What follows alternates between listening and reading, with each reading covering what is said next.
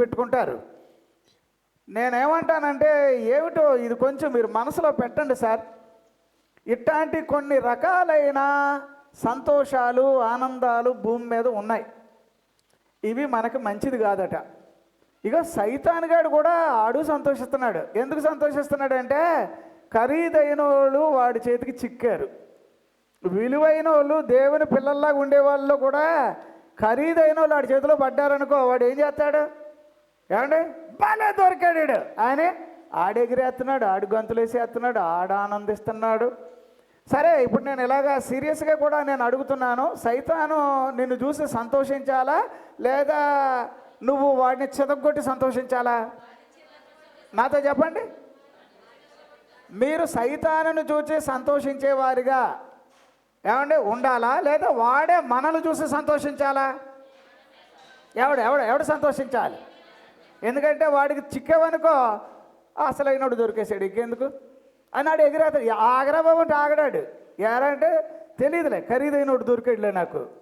అర్థమైందా అమ్మా? సైతాన్ని ఇప్పుడు చెదగొట్టేసి అప్పుడు మనం సంతోషించేవారిగా మనం ఉందామా? ఎంతమంది ఉన్నారు అలాగా? సైతాను సిగ్గుపాలు అవ్వాలి, మనం వాడిని అంటే నేను ఇవన్నీ కూడా ఎందుకు చెప్తున్నానంటే మీరు సంతోషంగా ఉన్నారంటే మీ ముఖం నవ్వుతూ ఉండాలట. ఎలా ఉండాలండి? ఏది జిడ్డు ముఖాలు వాళ్ళందరూ ఒకసారి దేవునికి స్తోత్రం చెల్లిద్దాం. హల్లెలూయా చెప్పేస్తారా? జిడ్డు ముఖాలు ఎట్లా? ఇప్పుడు నవ్వు లేదనుకోండి, ఏట్రా బాబా అలా దిగాలైపోయావు, ఏందయ్యా అలాగైపోయావు అంటే నేను అంటున్నా ఈ సంతోషం. నేను మళ్ళీ దీని గురించి ఇలా చదివాను, ఆలోచన చేశాను. దేవునిలో డిలైట్గా గ్లాడ్గా అంటే చెప్పలేనంత ఉత్సాహంగా సంతోషంగా ఉండాల్సిన అట్లాంటి మనిషి సైతాను చూసి నవ్వుతున్నాడంటే అయిపోయింది నీ పని, జాగ్రత్త. ఇంకొక పాయింట్ కూడా మనం చూద్దాం. ఇది కూడా మనం ఆలోచన చేయాల్సిన అవసరం ఉంది. సార్, గొల్యాతు మిమ్మల్ని చూసి సంతోషించాలా లేదా గొల్యాతుని మనం చూసి సంతోషించాలా? అప్పుడు వాడు ఏమనుకున్నా కర్రట్టుకొచ్చావు అట్టాడు దావీదుని. ఏంటి కర్రట్టుకొని వచ్చావు? 40 రోజులు హడలెత్తి ఇచ్చేసాను వీళ్ళందరినీ. ఎవడరాడు కర్రట్టుకొని వచ్చి నన్ను అలా చూస్తావేంటంటే కర్రట్టుకొస్తున్నా అసలు చెప్పు అంటే నేనన్నా కుక్కనా అన్నాడు.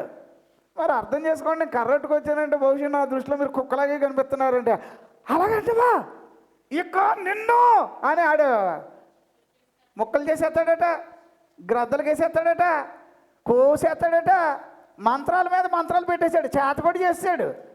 మీకు అసలు అదే నిజమైన అర్థం ఏంటంటే దావీదు మీద మంత్ర ప్రయోగం చేశాడు. ఒక్కడ కూడా ఆయన మీద పని చేయకపోవడానికి కారణం ఏంటంటే ఆల్రెడీ అతను దేవుని యందు సంతోషించుచున్నాడు. దేవునికి స్తోత్రం, హల్లెలూయా. వాళ్ళ అన్నలో వాళ్ళందరూ 40 రోజులు పెట్టి 7 మొక్కలు పెట్టుకొని బాబాయ్ నా కుటుంబం ఉంది బాబాయ్, నాకు పిల్లలు ఉన్నారు బాబాయ్, అయ్యి బాబాయ్ అలాగే ఎడుతున్నారు వాళ్ళు. కానీ దావీదు మాత్రం ఏమండే తెగించి ప్రాణమును కూడా లెక్క చేయక దేవుని పేరు మీద ముందుకు వస్తే గొల్యాతు గారు కంగారు పడిపోతున్నాడు. ఇప్పుడు ఇందాకటి వరకు మనల్ని చూసి నవ్వినాడు, ఎవడు రాయుడు అట. నీకు ఎవడైతే సరిగ్గా సమాధానం చెప్పాలో ఆడే నేను అంటున్నాడు. అనువా నా మీద పడిపోతామని చూస్తున్నావురా? రే ఏనుక్కి ఎలుక్కి తేడా లేదు అని అలా కూడా మాట్లాడుతున్నాడు వాడు. నీ దృష్టిలో నువ్వు ఏనుగు అనుకుంటున్నా, నా దృష్టిలో నువ్వు ఎలుకలాగా కనిపిస్తున్నావు అని దావీదు అట్టటే ఆడికి ఇక్కడ నిద్ర అట్టట్లే అరిసేస్తున్నాడు. నిన్న 40 రోజుల వరకు అరిసిందారు కానీ ఇంకా ఎక్కువ అరుతున్నాడు. ఇప్పుడు అవన్నీ కొట్టకట్టుకొని ఇప్పుడే అరిసేస్తున్నాడు. ఎంత అరిసినా కూడా ఎక్కువ అరవకరా, నాదంతా కూడా మాటలు కాదు, ముందు యాక్షన్ అని అన్నాడు. సరే నీదా ఛాన్స్ నాదా ఛాన్స్ చేసుకో, నువ్వా ఎలా కొడతావు చూస్తాను. ఎందుకంటే ఆడు మోసే డాలు వాడు పట్టుకున్న అదేమంటారు బల్లం, అది ఒక్కొక్కటి 100 కేజీలు ఆడు అలా మోసేస్తున్నాడు. ఎందుకంటే వాడు తిండి అలా తింటాడు, వాడు వేసుకున్న వస్త్రాలు అలాంటి, కవచాలు అలాంటి, నీ వల్ల కాదురా అన్నాడు. ఈయనేమంటాడు పైన పట్టారం కానీ లోనంతా నువ్వు లోటారం అంటున్నాడు. అది అర్థం కావట్లేదు.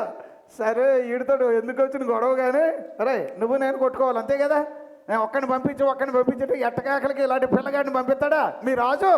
సరేరా ఆయన ఛాన్స్ నీకేరా అని కొడుకో ఎలా కొడతావు అంటే ఎలా కొడతావా అలా కొడతావా అంటే సరే చూద్దామని చెప్పి గిర గిర గిర గిర గిర గిర గిర గిర గిర గిర త్రిప్పేను.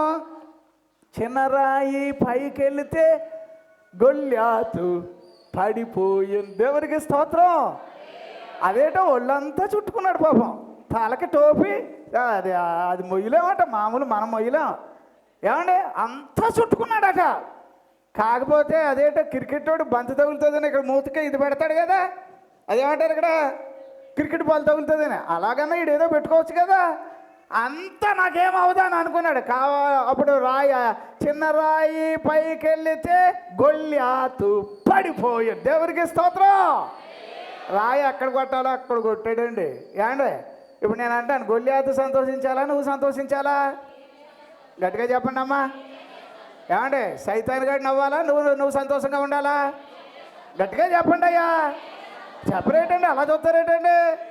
ఏమంటే మీరు ఇప్పుడు నేను అంటున్నానుగా, సైతానని సతాయించేవాడు నువ్వు.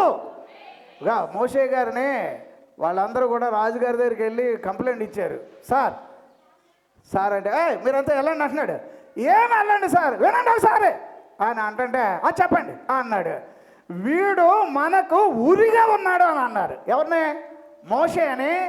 ఫరో ఎదుట వాళ్ళు ఏమన్నారు తెలుసా? వీడు మనకు ఊరిగా ఉన్నాడు, ముందు మోషేని తరివేసేయండి అన్నాడు. అర్థమైందా? మోషే ఉన్నంత వరకు ఐగుప్తి రాజు యొక్క ఆటలు సాగో. దేవునికి స్తోత్రం. ఏమంటే దావీదు ఉన్నంత వరకు గొల్యాతు సంతోషంగా ఉండలేడు. దేవునికి స్తోత్రం. దేవుని రక్తంలో కడుగబడిన బిడ్డ ఉన్నంత వరకు ఏమండి సైతాను గడి గంతులు వేయలేడు. దేవునికి స్తోత్రం. హల్లెలూయా, హల్లెలూయా. సైతానికి అవమానం కలుగునుగాక, గొల్యాతుకు అవమానము కలుగునుగాక, మొర్దుకై వలన హామానుకు అవమానము కలుగునుగాక. దేవునికి స్తోత్రం. హల్లెలూయా, హల్లెలూయా. ఏమండి ఇంకొకటి బైబిల్లో 147వ కీర్తన 10వ వచనంలో ఏమని వ్రాశాడు అంటే, గుర్రాల బలమునందు ఏందమ్మా ఆ వచనం ఎలా ఉందమ్మా? గుర్రముల బలమునందు ఆయన సంతోషించడు. నరుల కాలి సత్తువ వలన ఆయన ఆనందించడు. ఇప్పుడు ఇందులో ఏం రాశాడండి ఇక్కడ? గుర్రాలు అంటే ఇప్పుడు జనరల్గా సార్ నాకేం తక్కువ, నాకు అది ఉంది, నాకేం తక్కువ, నాకు ఇది ఉంది, నాకేం తక్కువ ఏంటో నువ్వు అనుకుంటున్నా, నాకు అది ఉంది ఇది ఉంది. అనుభవించే భాగ్యం ఇవ్వద్దు దేవుడు? అనుభవించే భాగ్యం ఇవ్వద్దా నీకు? వీడు ఏమనుకుంటాడంటే గుర్రాలంటే పోనీ మనం అనుకుందాం, అప్పట్లో ఒంట్లంటే అవి కార్లు అప్పుడు ఏది ఎడారి ప్రాంతాల్లో. ఏమంటే గుర్రాలు అనగానే రాజులకి మరీ ఎక్కువైన వాళ్ళందరికీ కూడా ఏమంటే అవి వాళ్ళకి వాహనాలు అనుకుందాం. మా ప్రాణాన్ని కాపాడడానికి మాకు ఆస్తులు ఉన్నాయి, పొలాలు ఉన్నాయి, స్థలాలు ఉంటే అరే అదంతా వాస్తవం కాదురా, అది అనుభవించే భాగ్యాన్ని ఇచ్చే నేను నీకు సంతోషంగా కనబడాలి. దేవునికి స్తోత్రం. హల్లెలూయా. అంచేత ఏదో మనకు ఉన్నదని చెప్పి మనకి అంటే చాలామంది ఏమనుకుంటారంటే మాకు వాళ్ళు ఉన్నారు వీళ్ళు ఉన్నారు అంటారు. సమయానికి వాళ్ళు ఎవ్వడూ నీకు పనికిరాడు. అర్థమైందా? సమయానికి అయినోడు కానోడు అసలు కాకుండా పోతారు. అందుకే నేనేమంటానంటే నువ్వు ఏమన్నా అనండి సార్, ఈ బైబిల్తో బ్రతుకు ఒకటి ఉంది, అది నీతో ఉంటే అది నీకు, నీ కుటుంబానికి, నీ పిల్లలకు, నీ భవిష్యత్తుకి. ఎందుకంటే ఆయన యందు సంతోషించండి, ఆనందంగా ఉండండి అంటే అక్కడ అర్థం ఏమిటంటే ఇది మధ్యలో ఆగిపోయే సంతోషం కాదు, మధ్యలో బ్రేక్ ఇచ్చే ఆనందం కాదు. ఇది నిరంతరము నిత్యానందం అంటారు తెలుగులో. ఏమంటే నిత్యానందం. బైబిల్ వాక్యాల్లో లూకాసు వార్త 2వ అధ్యాయం 10వ వచనం 11వ వచనం చదివితే ఏమని రాశాడు? ప్రజలందరికీ మహా సంతోషకరం అన్నాడు. ఎవరి వల్ల? దేవుని వల్ల. యేసు ప్రభు వలన ప్రజలందరికీ చెప్పాలి మహా సంతోషం. అంటే అర్థం ఏంటండి? అనుకున్న అట్లన్నిటికన్నా పైన ఇంకా ఎక్కువ. నేను అంటాను ఇప్పుడు చాలామంది సంతోషాలు ఏమండి ఎక్కడితో ఆగుతున్నాయంటే, నేను ముందే మీతో చెప్పాను, ధనవంతుడికి ఒక రకమైన సంతోషం, అది వాడు నరకంలో పడి ఏడుస్తున్నాడు ఇప్పుడు. సార్ ఇప్పుడు భూమి మీద ఎవరైనా కూడా సార్ బతుకుతున్నాం కదా, ఈ బతుకులో నేనేమంటానంటే ఈ డిలైట్నెస్ అనేది అది దానికి ఇంగ్లీష్లో ఎట్లా రాశాడు అయితే గ్రేట్ ప్లెజర్స్ అని రాశాడు. చాలా అత్యున్నతం అంటే ఏదో ఒక రీజన్ను బట్టి మరీ ఉన్నతమైన శిఖరానికి వెళ్ళిపోయిన సంతోషం, ఆనందం అని రాశాడు. ఇంకొకటి జాయ్ అంటే కూడా అది ద గ్రేట్ డిలైట్ అని అన్నాడు. ఏమంటే గ్లాడ్నెస్ ఆఫ్ అవర్ హార్ట్ అని రాశాడు. హృదయం లోపల కనిపించే ఒక చెప్పసఖ్యము కాని ఒక సంతోషం, ఒక ఆనందం అని రాశాడు. అది ఎట్లా వస్తుందబ్బా అనేది చూసారా. నా ప్రాణమా తినన్న అన్నాడు. ప్రాణానికి కూడా సంతోషం ఉంటుంది, కానీ దానికన్నా ముందు ఆత్మక ఆనందాన్ని ప్రాణాన్ని కాపాడి శరీరాన్ని భద్రపరిచే దేవునికి నువ్వేం చేయాలి? విలువ ఇవ్వాల వద్దా? దేవునికి మహిమ కలుగునుగాక. హల్లెలూయా హల్లెలూయా. ఏమండి ఇప్పుడు గొల్యాతుని ఇప్పుడు ఏం చేద్దాం? దావీదు లాంటి వాడు ఇప్పుడు నిలబడాలి. నిలబడి ఏం చేయాలి? గొల్యాతుని పడగొట్టేయడమా? ఏం చేశాడు దావీదు? రాయిచ్చు కొట్టింది కాక వెళ్ళిపోయి వాడి తల వేరు చేసి 1 సమయాలు 18:6 ఒకసారి చదవండి అమ్మా. ఏమని అన్నాడు అని అంటే దావీదును బట్టి అక్కడ ఓ మాట జరిగిన సందర్భం చూస్తున్నాం. 18:6 దావీదు ఫిలిష్తీయుని హతము చేసి తిరిగి వచ్చినప్పుడు స్త్రీలు ఇశ్రాయేలీల ఊళ్ళన్నిటిలో నుండి తంబుర్లతోనూ సంభ్రమముతోనూ వాద్యములతోనూ పాడుచు నాట్యమాడుచు రాజైన సౌలును ఎదుర్కొనుటకై వచ్చి వాళ్ళందరూ ఏంటమ్మా? తంబురా పట్టుకున్నారట, సితారా పట్టుకున్నారట, పాటలు పాడుతున్నారట, మ్యూజిక్ కొడుతున్నారట. అంటే ఇవన్నీ దేనికబ్బా అంటే ఏమండి ఇది మనకేంటి? ఇప్పుడు మీరు సంతోషంగా ఉన్నారు, దేశమంతా క్షేమంగా ఉంది, ప్రజలందరూ ఆనందంగా ఉన్నారు అనడానికి వాళ్ళు చూపించిన వాయిద్య సముదాయం. దేవునికి స్తోత్రం. గొల్యాతు చచ్చాడు. ఏమండి దేవుని బిడ్డలకి ఏమొచ్చిందట? సంతోషం. అమ్మ మన విరోధులు మనతో నటిస్తూ ఉన్నారనుకో మనకు ఎలా ఉంటుంది? సంతోషంగా ఉంటారండి? నమ్మించినట్టుండి కొంతమంది మనకి కీడు చేయాలని అనుకుంటారు.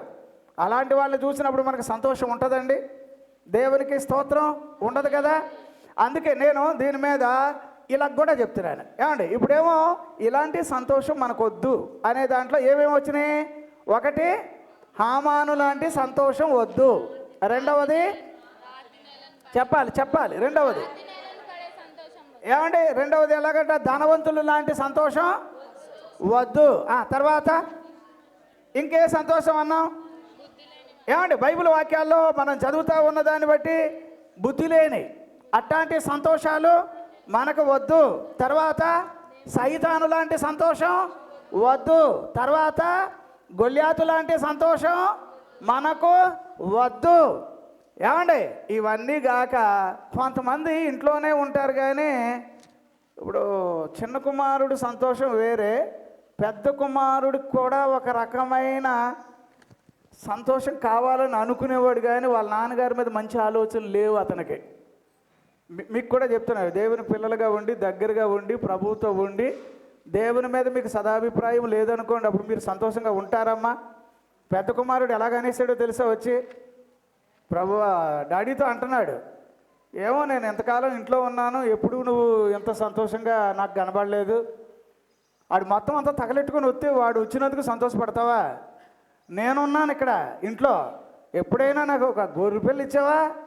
ఏదైనా బంధువులు వచ్చినా లేదా నా ఫ్రెండ్స్ వచ్చారనుకో ఇచ్చావా? అంటే అప్పుడు ఆయన దేవుడిని ఎలా అర్థం చేసుకున్నాడు? ఉన్నాడు, కానీ నాకు మాత్రం ఏమేవాడు ఈయన. ఎవరికివ్వడట? మీకు అర్థమవుతుందా? మీరు ఎలాగ అర్థం చేసుకున్నారు? పెద్ద కుమారుడిలాగా దేవుడిని నువ్వు అలాగ అర్థం చేసుకోగలిగితే నీ బతుకులో సంతోషం ఉండదు. అంచేత నాకు ఈ టైప్ ఆఫ్ అంటే దేవుని దగ్గరికి వచ్చి మేలు పొందుకోకుండా వెళ్ళే క్యారెక్టర్ వద్దు. ఆలోచన చేద్దాం. నాకు ఆ వచనాన్ని నేను చదివినప్పుడల్లా నా మనసులో ఇలాగే అనిపిస్తూ ఉంది. 16వ అధ్యాయంలో మనం లూకాసు వార్తలో మనం చదువుతూ ఉంటాం. 15:29లో చదువుతాం. చదివితే వాడు కూడా ఉండి కూడా ఎట్లాంటి తండ్రిగా బాబు, అన్నీ తగలెట్టేసి మొత్తం భూమి అంతా ఎత్తుకుపోయి అక్కడక్కడ దుర్వ్యాపారం చేస్తే ఆడికి అన్నీ పెడుతున్నాడు, కానీ దగ్గరున్న నన్ను కొంచెం కూడా పట్టించుకోలేదు. ఈడు బాబు అంటే ఇతను దేవుడు, నాకు ఏం చేస్తాడు ఏం చేయడు అని అట్లాగా దేవుడిని ఇంకో రకంగా ఆ వచ్చిన వాళ్ళందరికీ ప్రదర్శించాలని చూస్తున్నాడు. మీకు అర్థమవుతుందా? మన జీవితంలో దేవుడు చేసేవాడంటారా చెయ్యనివాడంటారా? చేసేవాడైతే అప్పుడు నువ్వు ఎలాగ అర్థం చేసుకోవాలి? వాడికి ఎన్ని ఇచ్చినా కూడా మా దేవునికి నా దేవునికి నేను చాలా ఇష్టం. ఇది చాలామందికి అర్థం కాదమ్మా. మీరు ఎలాగ ఆలోచన చేయండి. ఇప్పుడు ప్రతిదీ యాకోబు యోసేపు గారికి ఇచ్చేస్తున్నాడని యోసేపుని ఏం చేశారు? వాళ్ళు లేపేశారు, తీసేశారు, కనబడకుండా చేశారు. వాళ్ళ నాన్నగారికి ఏమన్నారంటే అడవి జంతువు ఏదో తినేసింది అని అనగానే వాళ్ళ నాన్న అయ్యోయ్యో వీడి కోసం నేను ఇంకా ఇది దాచాను, ఆ స్థలం దాచాను, అది దాచాను, ఇది కొన్నాను, అవన్నీ ఈ పిల్లోడికి ఇవ్వాలని అనుకున్నాను. వాళ్ళందరూ చూస్తున్నారు ఎగాదిగా ఎప్పుడు మాకు ఇస్తాడా అని చూస్తున్నాడు. యాకోబు గారు ఏమో ప్రాణంతో విసిగిపోయాడు. అయ్యయ్యో బంగారు లాంటి పిల్లోడు చచ్చిపోయాడా, మరి నువ్వు చూసావా అని అంటున్నాడు. అవును డాడీ, అదిగో అది తెచ్చాం కదా, బట్టలు తెచ్చాం కదా, ఆ యోసేపు కదా, చచ్చిపోయాడు డాడీ అని అనగానే ఏంటో కొన్ని రోజులు మాత్రం అలాగే ఏడుస్తూ బాధపడుతూ సరేరా ఇదిగో ఆ పెద్దోడికి యోసేపు కనుక కొన్నానమ్మా, ఇది నువ్వు తీసుకో అన్నాడు. దానికోసం వాళ్ళు ఎదురు చూస్తున్నారు. ఏది యోసేపు కోసం ఏమేమి కొనుక్కున్నాడో దాచాడో ఏమేమైతే ఇవ్వాలనుకున్నా అవన్నీ మాకు ఇచ్చేస్తే చాలు అనుకున్నాడు. అనుభవించారండి వాళ్ళు? అనుభవించారా? అన్నలు 11 మంది అనుభవించారంటారా? ఏది యోసేపుకి సంబంధమైనవి? ఏమంటే వాళ్ళు కని విని ఎరుగుని కరువు వచ్చినప్పుడు అన్నీ పోయినాయి. యోసేపే రాజుగారిలాగా ఉన్నాడు, మహారాజులాగా ఉన్నాడు. చాలామంది ఏమనుకుంటారంటే మన ఇళ్ళల్లో వీడికి వెళ్ళిపోతున్నాయి, వాళ్ళకి వెళ్ళిపోతున్నాయి, వీడిని దూరం చేసేయాలి, ఆయన దూరం చేసేయాలంటే ఒరే నీ బతుకు బొగ్గు అయిపోతుంది. కారణం ఏంటంటే దేవుడు వాళ్ళు ఉంటేనే నీకు అన్నీ అనుభవించేదట్టు ఇస్తాడు. యోసేపుని దూరం చేసి లాక్కున్నారు, కరువు వచ్చింది, తినడానికి తిండి లేక మళ్ళీ యోసేపు దగ్గరికి వెళ్ళి అయ్యా అని అడుక్కుంటున్నారట. ఇప్పుడు ఆయన దూరం నుంచి గమనించాడు, వీళ్ళంతా మా అన్నలే, నన్ను చంపడానికి వచ్చారు, అప్పుడు నన్ను మోసం చేశారు, అప్పుడు నాకున్నాయన్నీ కూడా లాగేసుకున్నారు వీళ్ళు, అప్పుడు ఇప్పుడు వీడి కళ్ళు ఎలా నెరవేర్చబడతాయని అన్నారు. రే అన్నారా అనలేదా అని వాళ్ళని నిలదీయలేదు. మీరు కీడు చేయాలనుకున్నారు కానీ దేవుడు మాత్రం దీన్ని అంటే వాస్తవం ఏంటో తెలుసా? మీరు కీడు చేయాలనేది నిజం. నన్ను చూసినప్పుడల్లా మీకు నచ్చలే, నాకు హాని చేయాలనుకున్నది నిజం. కానీ రే మీరు అనుకున్నది మీరే చేసేసుకుపోదామంటే మరి నేను నమ్ముకున్న దేవుడు ఏమవ్వాలి అని అప్పుడు ఏమన్నాడంటే మీరు కీడు చేయాలనుకున్నది నిజమైనా దేవుడు ఆ కీడును ఆశీర్వాదకరంగా నా తరపున మార్చేశాడు. దేవునికి స్తోత్రం. ద్వితీయోపదేశకాండ 23:5 చదువుతాం. ఏమంటే నెహెమ్యా 13 ఆ 2-3 వచనాల్లో చదువుతాం. దేవుడు మనకు ఎవరైనా కీడు చేయాలంటే, ఎవరైనా మనకు హాని చేయాలంటే దానిని ఆయన తన బిడ్డలకు అనుకూలంగా దీవెనకరంగా ఆశీర్వాదకరంగా చేసేస్తాడట. దేవునికి స్తోత్రం. హల్లెలూయా, హల్లెలూయా. సరేనా? ఇప్పుడు ఈరోజు వాక్యంలో నేను చెప్పినవన్నీ కూడా మీరు గమనించగలిగితే ఏమండి ఈ ప్రాణ సంబంధమైన ఆనందం, ఈ సంతోషం ఇవన్నీ నెగిటివ్ వేలో మనం చూసాం. సరేనా? సరే, ఇప్పుడు మనం సంతోషంగా ఉండాలి. ఎవరిలో సంతోషంగా ఉండాలి? ఎవరిలో ఆనందంగా ఉండాలి? నా ఎంక చూచి చెప్పండి. మీరు చెప్పట్లేదు. ఇప్పుడు మనం అద్దం ఎలా పెట్టుకొని చూసుకుంటాం, ఎలాగా అయ్యి బాబు నేను ఎంత అందంగా ఉన్నానో ఇది చెప్పుతుంది అద్దం కదా. ఎంత డొక్కోడైనా నా బొగ్గులు బాగున్నాయి ఉన్నాయి, బాగానే ఉన్నాయి చెప్తుంది ఇది అద్దం. నేనేమన్నానంటే ఏమండి మీరు దేవునిలో సంతోషంగా ఉండడం, ఈయనలో నువ్వు సంతోషంగా ఉండడం అంటే నేను ఇప్పుడు ఈ భాగం చెప్పడానికి ముందు నెగిటివ్ పాయింట్లు చెప్పాను, కోపం ఏమో అనుకోకండి. సరే, ఇప్పుడు మీరు సంతోషంగా ఉన్నారు అనుకోండి. సంతోషంగా ఉన్నాము అంటే ఏ ఉండకూడదో తెలుసా? ఒక్కొక్క పాయింట్ చూడాలి. ఇప్పుడు నువ్వు సంతోషంగా ఉన్నావు అనేది నిర్ధారణ అవ్వాలి. అలా అయితే ఏం ఉండాలో నేను చెప్తానే, కొన్ని పాయింట్లే. ఆ తర్వాత అసలు వాక్యం లోపలికి వెళదాం. అంతేగాని ఇవన్నీ కొన్ని ఇంపార్టెంట్ నేర్చుకోవడానికి కొన్ని విషయాలు. నెంబర్ 1 ఇది చూస్తారా ఏమండి, ఎప్పుడైతే నువ్వు సంతోషంగా ఉన్నావు అని అంటావో వెంటనే నీ కన్నీళ్ళు నీ దుఃఖం ఆగిపోవాలి. ఏమవ్వాలి చెప్పండి, నాకు చెప్పాలబ్బా. Your tears and your sorrows అని అంటారు. నీ ఏడుపు నీ దుఃఖం నీ కన్నీళ్ళు ఆగాలి. అవి ఇంకా కొనసాగుతూ ఉన్నాయనుకో నీకేమి లేదు. చెప్పాలి, నాతో చెప్పాలి. సంతోషం ఉంది అని అంటే అర్థం ఏమిటి? నీ కన్నీళ్ళు ఆగాలి, నీ దుఃఖం నా ఎంక చూస్తున్నారా? ఇంకా ఎంతమంది ఇంకా ఏడుతానే ఉన్నారబ్బా, అప్పుడు వాళ్ళకి ఏమి లేదు. యెషయా గ్రంథం 35 ఒక వచనం చదవండి అమ్మా. ఒక్కొక్క వచనం చదువుదాం. 9వ వచనం చదువుతారమ్మా. యెషయా గ్రంథం 35 9వ వచనం. అక్కడ సింహం ఉండదు, క్రూర జంతువులు దాన్ని ఎక్కవు, అవి అక్కడ కనపడవు, విమోచింపబడిన వారే అక్కడ నడుచుదురు, నడుస్తారు. యెహోవా విమోచించిన వారు. అమ్మా అదే అది తెలుగులో 10వ వచనం అని ఉండాలి, అక్కడ లేదు. అక్కడ అందులో ఏం రాశాడంటే యెహోవా విమోచించిన వారు పాటలు పాడుచు తిరిగి సియోనుకు వచ్చేస్తారు. ఏమండి, వారి తలల మీద నిత్యానందముండును, వారు ఆనంద సంతోషములు గలవారై వచ్చేదరు. ఇంకేం రాశాడు అక్కడ? దుఃఖము నిట్టూర్పు ఆగిపోతాయి. దేవునికి స్తోత్రం. దుఃఖము నిట్టూర్పు ఎగిరిపోతాయి. దేవునికి స్తోత్రం. హల్లెలూయా. సంతోషంగా ఉన్నాము అని అంటే అర్థం ఏంటంటే దుఃఖం నిట్టూర్పులు ఎగిరిపోవాలట. ఏమవ్వాలి? ఇంక పని చేయొద్దబ్బా. ఇక బైబిల్లో బాగా మీరు చదివి చూడండి. ఏంటో ప్రసంగి గారు ఎలా రాశాడంటే దుఃఖము సంతోషం రెండు అన్నదమ్ములకు కలిసి ఉంటాయట. ప్రసంగిలో మొత్తం తేల్చింది అది. కానీ యేసు ప్రభువుని బట్టి ఒక అద్భుతమైన సమాచారం ఏంటంటే అవి రెండు అన్నదమ్ముల్లాగా ఉన్నా కూడా దేవుడు ఏం చేశాడంటే ఏమంటే దుఃఖాన్ని వేరు చేసేసాడు, ఆనందాన్ని వేరు చేసేసాడు. ఇది సిలువలో జరిగిన నీ పట్ల నా పట్ల జరిగిన పుణ్యకార్యం. దేవునికి స్తోత్రం. హల్లెలూయా. ఆయన సిలువలో శాపాన్ని ఆశీర్వాదంగా, దుఃఖాన్ని సంతోషంగా, ఏమంటే నిట్టూర్పును తొలగించి నిత్యానంద భరితులై యేసు ప్రభు వారి గురించి మత్తయి సువార్త 2లో చదువుతాం. ఏది? జ్ఞానులు యేసు ప్రభు వారి గురించి వినగానే వారు అత్యానంద భరితులై ఏమయ్యారట? ఏమంటే సంతోషంగా ఉండేవాళ్ళు దేవునికి స్తోత్రం చెల్లిద్దామా? హల్లెలూయా. మళ్ళీ ఒకసారి చెప్తారా?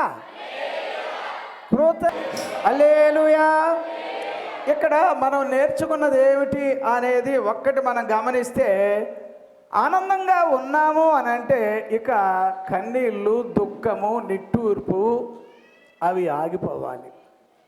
అప్పుడు ఈ వాక్యాన్ని బట్టి ప్రభువుని అడగండి. తెలుగు బైబిల్లో 10వ వచనం, కాకపోతే నెంబర్ అక్కడ వేయలేదు, కానీ వాస్తవంగా 35 10వ వచనాన్ని బట్టి ఏది యెషయా గ్రంథంలో ప్రభువుతో చెప్పాలి, ప్రభువా నిజంగా నీ ఆనందం నాకుంటే ఈ కన్నీళ్ళు ఏంటి, ఈ దుఃఖం ఏమిటి, ఇంత వేదన, ఇన్ని బాధల, మరీ నేను ఏదో భరించగలుగుతానని అలా మీదెట్టేస్తున్నావు.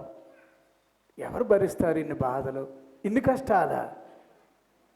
కొంచెం నా మీద నువ్వే గనుక నన్ను నీ ఆనంద ప్రవాహం అనేది నా మీద ప్రవహిస్తూ ఉంటే, దానిలోనిది నువ్వు త్రాగిస్తూ ఉంటే, నా బ్రతుకులు ఇన్ని బాధలా అని ఈ వాక్యాన్ని బట్టే ప్రభువుని అడగాలమ్మా. వినండి అమ్మా, తప్పకుండా నేను చెప్తున్నాను, ఈ వాక్యాన్ని బట్టే మీరు అడగాలి. ఏమిటి దుఃఖం? బైబిల్లో యేసు ప్రభు వారు నవ్వుతూ ఓ మాట చెప్పాడు. అది ఒక్కసారి చదువుదామా? 16వ అధ్యాయం యోహాను సువార్తకి రెండమ్మా. ఒక వచనాన్ని మనము అది చూడాల్సినటువంటి అవసరమే. 20వ వచనం 21వ వచనం చూడండి అమ్మా. మీరు ఏడ్చి ప్రలాపిస్తారు గాని లోకము సంతోషించును, మీరు దుఃఖింతురు గాని మీరు దుఃఖిస్తారు, మీ దుఃఖము సంతోషముగా సంతోషమగునని మీతో నిశ్చయముగా చెప్పుచున్నాను. స్త్రీ ప్రసవించినప్పుడు చూడండి, ఒక స్త్రీ ప్రసవించినప్పుడు ఆమె గడియ వచ్చెను గనుక ఆమె వేదన పడును. ఆమె వేదన పడింది. అయితే శిశువు పుట్టగానే లోకమందు నరుడు ఒకడు పుట్టినను, లోకంలో ఒక నరుడు అనేవాడు ఒకడు పుట్టాడని సంతోషము చేత, ఏం చేతమ్మా, దేని చేత? సంతోషము చేత ఆమె ఆ వేదన, బాబు చెప్పాలి, సంతోషము చేత ఆమె ఆ వేదన మరుచును. చేసుకున్నదు. ఏం చేస్తుందమ్మా? ఆ మర్చిపోవడమే కాదు, మళ్ళీ ఆ బాధ గుర్తుకు రాదు. వినండి అయ్యా, వాక్యం మీకు ఏమైనా అర్థమవుతుందా? భూమి మీద ఒక పిల్లోడు పుట్టాడని చెప్పి తల్లి 9 మాసాలు మోసాను, 10 నెలలు వీడి కోసం కష్టపడ్డాను, ఎంత బాధ అయ్యింది, అంత బాధ అయ్యింది, ఎంత జాగ్రత్త, అంత అవన్నీ కూడా ఏమవుతుందట, భూమి మీద నరుడు అనేవాడు పుట్టగానే వేదనంతా పోతుందట. నేను మీతో చెప్పేది వాక్యం ఏంటో తెలుసా? నువ్వు గనుక దేవుని యందు ఆనందిస్తే, సంతోషంగా ఉంటే, ఏమండి, వెంటనే ముందు ఏం కావాలట? మన కన్నీళ్ళు ఆగాలి. నా దుఃఖం ఆగిపోవాలి. రెండవది ఏంటంటే, ఇక్కడ పెయిన్, అంతే కదా? స్త్రీ బిడ్డను కనడానికి ముందు ఎన్ని నొప్పులో కాదా? ఇప్పుడు ఆవిడనే, అమ్మ మళ్ళీ ఒకసారి రిహర్స్ అయ్యమ్మా, నొప్పులు ఎలా పడ్డావు నువ్వు అని అంటే ఎంత నవ్వుతావు? ఆ తల్లి ఎంత నవ్వుతావు? ఎందుకంటే చేతిలో దొరికిన బంగారం లాంటి కొడుకుని పట్టుకొని, ఆ కూతుర్ని పట్టుకొని ఏం చేస్తుందట? ఆ నొప్పులు అవన్నీ నాకు అసలు గుర్తులేవండి అంటుంది. దేవునికి స్తోత్రం. అంచేత యేసయ్య మనకు సంతోషాన్ని ఇచ్చాడంటే నొప్పులన్నీ పోవునుగాక, ఆల్ పెయిన్స్ అని అన్నాడు. నేను ఇంగ్లీష్లో ఆల్ పెయిన్స్ అని అన్నాడు. నొప్పులన్నీ పోతాకే ఓ సాధారణంగా ఓ తల్లి నిలబడి, నా కొడుకు పుట్టాక ఇంక నేను ఎందుకు బాధపడతాను, ఇంక నేను ఎందుకు దుఃఖ ముఖరాలుగా ఉంటాను, ఎందుకు నేను ఎడుతూ ఉంటాను అని ఆ తల్లి ఎలాగంటదంటే, ఇప్పుడున్న నొప్పులన్నీ పోయి ఆ పిల్లోడితో ఉండే సంతోషమే సంతోషం. దేవునికి స్తోత్రం. అట్లాగే దేవుడు అది ఉదాహరణగా మనకు చూపించి, అమ్మా నీ నొప్పులన్నీ పోయినాయి అమ్మా, నీ దుఃఖం అంతా పోయిందమ్మా. మళ్ళీ చెప్తున్నాడు, నీతోటే చెప్తున్నాడు, వినండి, మీతోటే చెప్తున్నాడు. ఈ బాధలు ఇలాంటి వాటిని దేవుని సంతోషం ముందు అవన్నీ దిగదుడిపోయిపోవాలి.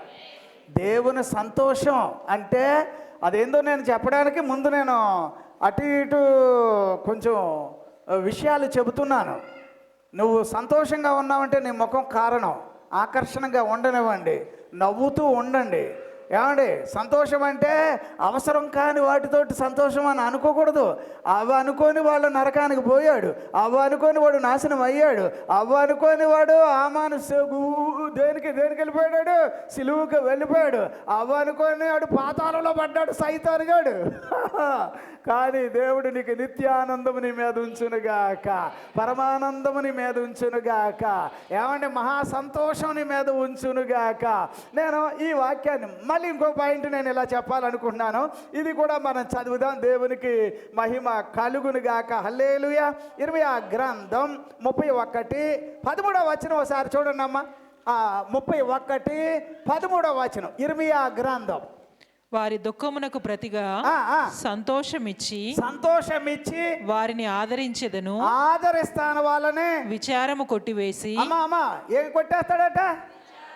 అప్పుడు మీరు సంతోషంగా ఉన్నారంటే విచారాలన్నీ ఏమవ్వాలి? విచారం ఆగిపోవాలి. విచారం అంటే ఎలాగా? మరీ ఉన్నట్టుండి దిగాలైపోతారు చూడండి. అంత పెద్ద మనిషి ఏమైందయ్యా మరి అలాగైపోతున్నాడు? ఏదో రకమైన భయం అండి. అవన్నీ వేసిన వాళ్ళు పోవునుగాక. విచారములన్నీ కొట్టివేయబడడానికి దేవుడు తన యొక్క సంతోషముతో, ఆనందముతో ఆయన నిన్ను అలంకరించునుగాక. బూడిద పోవాలి, పచ్చదనం రావాలి. అయ్యా నేనంటున్నాను, బూడిద పోయి పూదండలు ధరించుకునేదంటే రావాలి. ఎండిపోయిన స్థితి పోయి పచ్చని బీడు భూములు ఏమంటే పచ్చగా మారేదంటూ కావాలి. దేవునికి స్తోత్రం. హల్లెలూయా, హల్లెలూయా.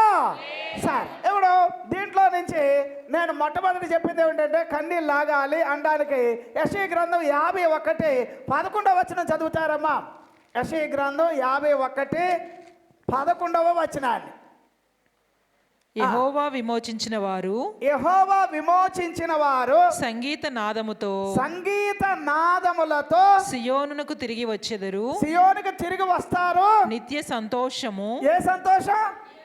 నిత్య సంతోషము వారి తలల మీద ఉండును. ఉంటాయి. వారు సంతోష ఆనందము గలవారగుదురు. గలవారును దుఃఖమును నిట్టూర్పును దుఃఖము తొలగిపోవును. నిట్టూర్పు అవన్నీ వెళ్ళిపోవాలి. దేవునికి స్తోత్రం. మళ్ళీ ఇంకో వచనం చెప్తాను, అది కూడా చదువుదామండి. మనం అంటే కొన్ని వచనం 61 వచనం చదవండి అమ్మా. అదే యెషయా గ్రంథం 61. సియోనులో దుఃఖించు వారికి దుఃఖించిన వారిని ఉల్లాస వస్త్రములు ధరింప ఏ చేయుటకును. వస్త్రాలమ్మా? ఏ వస్త్రాలమ్మా? అప్పుడు దుఃఖ వస్త్రాలు ఏమవ్వాలి చెప్పండి? గోన్సం చేసుకొని అప్పట్లో అలాగా వాళ్ళు ఇక ఎడుతూనే ఉండేవారట. ఇప్పుడు ఏం కావాలట? ఏ వస్త్రాలు ఉండాలమ్మా? చెప్పండి అమ్మా, గట్టిగా చెప్పండి అమ్మా. ఉల్లాస వస్త్రాలు అంటే ఎలాగా? ఎట్లాంటి అగా మా సుధీర్ అయ్య గారు చూడు, కలర్ షర్ట్ వేస్తాడు. ఆ షర్ట్ ఎక్కడ కొన్నాడు కానీ భలే షర్ట్ కదా. మీలో చాలామంది మంచి బట్టలు వేసుకొని వచ్చారనుకో, అవన్నీ దేనికి చూసినా దుఃఖంగా ఉన్నామనడానికి వేసుకొచ్చారా? దేనికమ్మా? మీరు సంతోషంగా ఉన్నారని. దుఃఖ వస్త్రాలు పోవాలి, ఉల్లాస వస్త్రాలు రావాలి. దేవునికి స్తోత్రం. హల్లెలూయా, హల్లెలూయా. మీకు అర్థమవుతుందా? విచారము పోవాలి. ఏమండి? ఏం రావాలట? ఆనందము రావాలి. అప్పుడు విచారం స్టాప్ అవ్వాలి, ఆనందం పరిగెట్టుకొని రావాలి. దేవునికి స్తోత్రం. సార్ ఏముంటే సంతోషిస్తామయ్యా బాబు అని అంటే, ఈ భక్తులు ఎలా రాశాడంటే, భక్తులు రాసిన విషయం ఏంటంటే సంతోషం దేవుని వల్లనే అని రాశారు అంతే. సంతోషం ఎవరి వల్ల? అవునా? హబక్కు గారిని అడగండి అలాగా. 3:18 అమ్మా ఏమని రాశాడు అమ్మా? హబక్కు గ్రంథం 3వ అధ్యాయం 18వ వచనంలో ఏమని రాశాడు? నేను యెహోవా యందు ఆనందించెదను. యెహోవా యందు నేను ఆనందిస్తాను. నా రక్షణకర్త అయిన నా దేవుని నా యందు రక్షణకర్తయగు దేవుని యందు నేను సంతోషించెదను. నేను సంతోషిస్తాను అంటున్నాడు. కానీ భలే సరదాగా లేదన్నమాట. కానీ దానికి ముందు ఎలాగుంది? ఆల్జబ్రా గుండు గాబరా అన్నట్టుగానే. ఏమంటే చేనిలో అంజూరపు చెట్లు పూయకుండినను, అంజూరపు చెట్లు పూయకుండినాను, ద్రాక్ష చెట్లు ఫలింపకపోయినాను, ఒలీవ చెట్లు కాపు లేకపోయినాను, చేనిలోని పైరు పంటకు రాకపోయినను, పంట చేతికి రాకపోయినాను, గొర్రెలు దొడ్డిలో లేకపోయినను, సాలలో పశువులు లేకపోయినను, నేను యెహోవా యందు ఆనందించెదను. అవునా? అవునా? అవునా? ఏది ఏమీ లేకపోతే, ఇవన్నీ లేకపోతే బాబు వినాలి, ఇవన్నీ లేకపోతేనా? ఎవరైనా అవన్నీ ఉంటే కదా సంతోషిస్తారు. అవన్నీ ఉంటేనే కదండి చేనులో అంటే పట్టిందల్లో బంగారం అయిపోవాలి, అనుకున్న పనులు అయిపోవాలి. ఏమో ఇదేదో వేరే రకంగా ఉంది. హబక్కు గారు ఏమని ఆలోచన చేశాడు? వీటన్నిటికన్నా నా దేవుడే గొప్పడు. అంటే పశువులు ఉంటే ఎంత గొప్ప, నా దేవుడు నాతో ఉంటే అంత గొప్ప. వినండి, సాలలో పశువులు అన్నాడు. ఏమంటే గొడ్ల సావిడిలో గొర్రెలు అన్నాడు. గొర్రెలన్నీ ఉన్నాయని అంటే ఇప్పుడు ఒక పాడి పంట చేతిలో ఉంటే అది సంతోషం. అంటే యోబు గారు ఏమంటారు? కాదు, అవి ఉన్నా లేకపోయినా కూడా దేవుని అందు సంతోషంగా ఉండడం అదో సీక్రెట్ అని అంటాడు. యోబు గారు అలాగే ట్రై చేశాడు. ట్రై చేస్తూ ఉండగానే ఏమండి ఆయన మీద ఏడుసిన వాళ్ళు, ఆయన మీద గొనుగున వాళ్ళు, ఆయన మీద రకరకాల అన్నవాళ్ళు, ఏమంటే ఒక్కొక్కడు ఇలాగా బంగారం ఉంగరం ప్యాకెట్ వేసుకొని వస్తున్నాడు ఒకడు. ఇలాగా సార్ ఇది మీకు అంటున్నాడు. నాకెందుకు తీసుకొస్తున్నా, మొన్నటి వరకు నా మీద పడి ఏడిసావు కదా అంటే, సార్ క్షమించండి, మీ దేవుడు గొప్పోడు, నాకు అర్థమైంది అని అది తెచ్చి ఇచ్చేస్తున్నాడు. ఎవడో డాక్యుమెంట్లు పట్టుకొని వస్తున్నాడు. ఇలాగా యారా నువ్వు వచ్చావంటే, సార్ పక్కన మీరేం చేయరనుకొని అది కలిపేసుకున్నాను, కానీ కలుపుకున్న రోజు నుంచి నాకు అసలు నిద్ర అట్టట్లేదు, అది ఇచ్చేస్తాను, నా స్థలం కూడా ఇచ్చేస్తాను, తీసుకోండి అంటున్నాడు. దేవునికి స్తోత్రం. హల్లెలూయా. ఏటో అందరూ వచ్చి తలుపు కొడతాడు. ఇలా తలుపు తీసి ఆయన దగ్గర తీసుకొని ఆయన పంపించాడు. ఇంకోటి వస్తున్నాడు. ఏమండే చివరికి యోబు గారు ఏమండే నా విమోచకుడు అంతే, ఆ మాట అలాగా అన్నాడు. చెప్పలేని సంతోషం, చెప్పలేని ఆనందం. నేను అంటున్నా ఏమండే, బైబిల్లో హబక్కు గారు కూడా అంతే. ఏమున్నా ఏమి లేకపోయినా దేవుని యందు నేను సంతోషంగా ఉంటాను అన్నాడు. ఆ మాట మీకు ఎలా రావాలంటే కీర్తనకు రండి అమ్మా. 4వ కీర్తనకు వస్తారా? 4వ కీర్తన 4వ వచనం ఒకసారి చదవండి. అక్కడ 7వ వచనం చదవండి అమ్మా. వారి ధాన్య ద్రాక్ష రసములు, వారి ధాన్య ద్రాక్ష రసముల కంటే, విస్తరించిన నాటి సంతోషము కంటే, విస్తరించిన నాటి కంటే అధికమైన సంతోషము, అధికమైన సంతోషం నీవు నా హృదయములో పుట్టించితివి. దేనికైనా సంతోషం అంటే అధికమైన సంతోషం ఎవరివ్వాలబ్బా? ఎవరివ్వాలబ్బా? కొంతమందికి సంతోషం ఎక్కువైపోయి గుండెకి చచ్చిపోతారు. కానీ బైబిల్ పట్టుకొని వాడు ఇంకా దీర్ఘాయుష్మంతుడిగా ఉంటాడు. గుండాగడికి గుండె గట్టిగా అయిపోద్ది. అది అర్థం చేసుకోండి అమ్మా. ఇప్పుడు వారి ధాన్య ద్రాక్ష రసముల కంటే నాకు నువ్వే ఎక్కువ సంతోషాన్ని ఇస్తావు అన్నాడు. నేనేమంటానంటే ప్రతి వారు యేసు ప్రభువుని చూచినందుకు సంతోషపడాలట. ఎలాగా? మన కొరకు ఆయన పుట్టినందుకు ప్రజలందరికీ మహా సంతోషం అన్నాడు. పుట్టినందుకు మన కొరకు, తర్వాత ఆయన చూసాం బైబిల్లో, అందుకు సంతోషం. ఇంకా చెప్పాలంటే మన కొరకు చనిపోయి తిరిగి లేచాడు కాబట్టి అది మహా సంతోషంగా ఉండిపోవాలి. లూకాసు వార్తలో 24లో మనం చదివేది అదే. ఆ అమ్మాయి శిష్యులకి వాళ్ళు అలాగే ఆలోచన చేశారు. అంటే యేసు ప్రభువుని చూడగానే ఆయన తిరిగి లేచాడనే సంగతి ఎప్పుడైతే వచ్చిందో వాళ్ళ దుఃఖముఖాలు ఆగిపోయి వాళ్ళు ఏమయ్యారట? 50వ వచనం, 52వ వచనం, 53వ వచనం, అవన్నీ కూడా మన లూకాసు వార్తలు చదివేది అవే. దేవునికి స్తోత్రం, హల్లెలూయా. అందుచేత నేనేమంటానంటే ఏమండి, ఏమున్నా ఏమి లేకపోయినా దేవునిని బట్టి ఏం చేయాలి? అలా సంతోషిస్తున్నాం అనుకో, మరి అవన్నీ వస్తాయా? వస్తాయి. యోబు గారికి వచ్చినాయా? వచ్చినాయమ్మా, వచ్చినాయండి. మామూలుగా వచ్చినాయా? ఏమండే, ఎవడెవడో ఏమండే అంత స్పీడ్గా వస్తున్నావు ఏంటంటే, అయ్యి బాబు ఆయనకి ఇవ్వకపోతే నా ప్రాణాలు ఏదో భయం వేసేస్తుంది నాకు. అట్టాగా చాలామంది వణికి భయపడి యోబు గారి దగ్గరికి వచ్చి ఇచ్చేసారు. ఇక సైతాన్ ఎన్నో గాడులు వేసింది.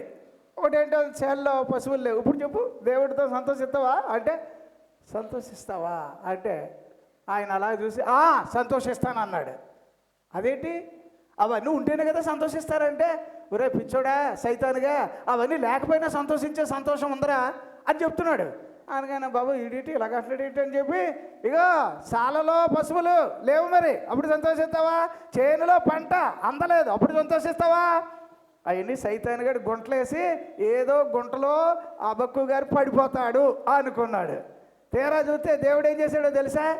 ఏమండి, అవన్నీ దాటి ఎగిరిపోయేటట్టు నా కాళ్ళను లేడి కాళ్ళగా చేసి ఎత్తైన స్థలములు నిలపే, నా కాళ్ళను లేడి కాళ్ళగా చేసి ఎత్తైన స్థలములు శక్తితో నిలపే, రక్షణ కేడము నాకందించి, రక్షణ కేడము నాకందించి, అక్షయముగా తన పక్షము చేర్చిన యెహోవా నా బలమా, యథార్థమైనది నీ మార్గం, పరిపూర్ణ మార్గం యెహోవా. హల్లెలూయా. సంతోషంగా ఉన్నాము అన్న వాళ్ళు ఎంతమంది ఉన్నారు? చేతులు ఎత్తేసేయండి ఒకసారి. ఎవరిని బట్టి? అవునా? చప్పట్లు కొట్టి దేవునికి స్తోత్రం చెల్లిద్దామా? సరే, మళ్ళీ మళ్ళీ మళ్ళీ అడుగుతా. ఇప్పుడు సంతోషంగా ఉన్నాము దేవునిని బట్టి అంటే అప్పుడు ఏమేం పోవాలి? మీరు చెప్పకండి, ఎక్కువ దుఃఖించే వాళ్ళు మీరే కదా, ముందు లైన్లో ఉంటారు. మీరు చెప్పండి. అసలు నోటి మాట రావట్లేదు, గట్టిగా అరవండి. పోవాలంటే పోయిందానండి, దుఃఖం పోయింది. బిందువులాగా అరిసేవాళ్ళు కావాలి. ఎక్కడ చెప్పండి అబ్బా? నిట్టూర్పు ఎక్కడ చెప్పండి అబ్బా? విచారం. మీరు విచారంగా ఉంటే ఇల్లంతా డేల్ అయిపోతాయో బాబు. మీరు హ్యాపీగా కనిపిస్తే ఇల్లంతా ఎలా కొడుతుంది, కలకల్లాడిపోద్ది. విచారం. గట్టిగా చెప్పట్లేదు, మీరు చెప్పండి. అన్నానని చెప్పి మీరు అలా నెమ్మదిగా అంటారా? మీరు చెప్పండి. అది మా అన్న ఎప్పుడు మొదలెట్టాడు, ఇందాకటి వరకు పీకిలా పట్టుకుని నొక్కున్నాడు అనుకుంటా. ఇప్పుడు చెప్పండి గట్టిగా, విచారం. విచారం. మళ్ళీ ఇక్కడ ఇక్కడ అది అది అయిపోయింది, వాళ్ళు బాగానే చెప్పారు. ఇప్పుడు మీరు వేరే మైండ్. అదేంటి, దుఃఖం ఆల్రెడీ అయిపోయింది. ఇంకా ఆగాక బిందు ఏమన్నా అది కూడా చెప్పేశారమ్మా. దుఃఖ వస్త్రాలు చెప్పరేటి? ఏ ఏ ఏ వస్త్రాలు? ఏ పేరు రాశాడు తెలుగులో? ఏ వస్త్రాలు వచ్చినాయి? అప్పుడు మురికి వస్త్రాలు గట్టిగా చెప్పండి. ఎందుకంటే మీరు మురికి వస్త్రాలతో కనిపించారనుకో, ఇంట్లో అయ్యగారు రాగానే బాబోయ్ ఇంకా ఎడుతూనే ఉండరు, బాబోయ్ బాబోయ్ బాబోయ్.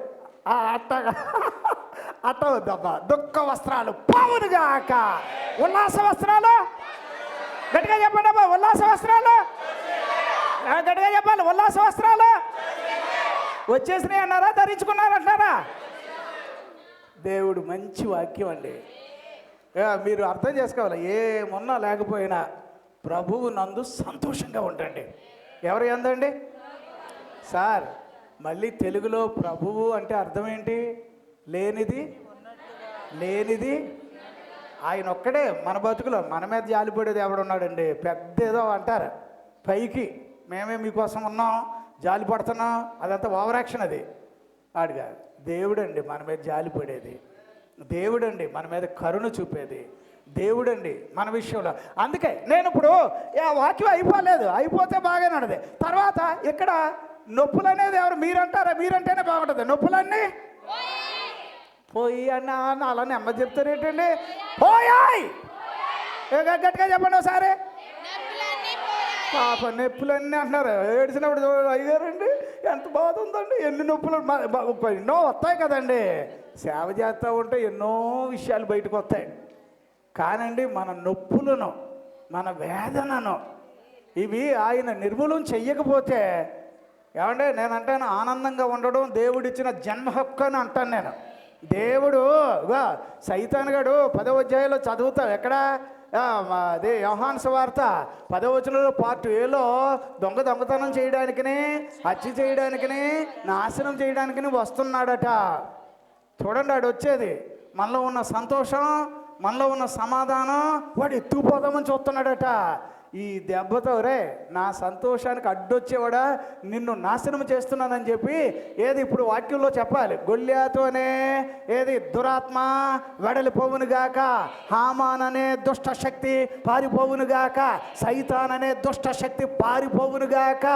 వాడు సంతోషపడడానికి వీలు లేదు, గొల్యాతు సంతోషపడడానికి వీలు లేదు. నేను చెప్తున్నా వినండి అబ్బా, హామాను సంతోషించడానికి వీలు లేదు, వీలు లేదు. ఏమంటే మొర్దుకే సంతోషించునుగా. అది వాక్యం. దేవునికి స్తోత్రం, హల్లెలూయా. ఇంకొక పాయింట్ మనం చదువుదాం. ఎప్పుడో సంతోషంగా ఉన్నాము అని అంటే అర్థం ఏంటంటే, హెబ్రీయులకు రాసిన పత్రిక 13వ అధ్యాయం 17వ వచనం ఒకసారి చదవండి.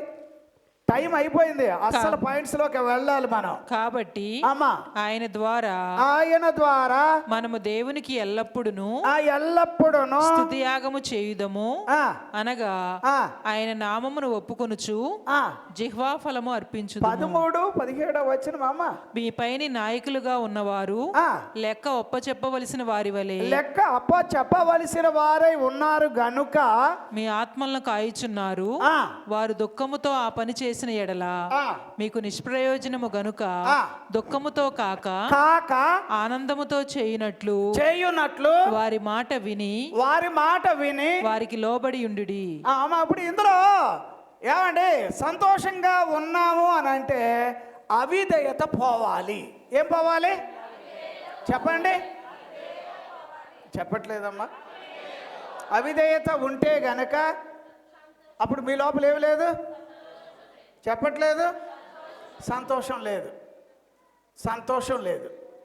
అది దానికి ఉదాహరణగా దేవుడు ఏమన్నాడంటే, మీ మధ్యలో సేవకులు వాక్యం చెప్తారు కదా, ఏమంటే వాక్యం చెప్పడం అంటే సులువు అనుకుంటున్నారా?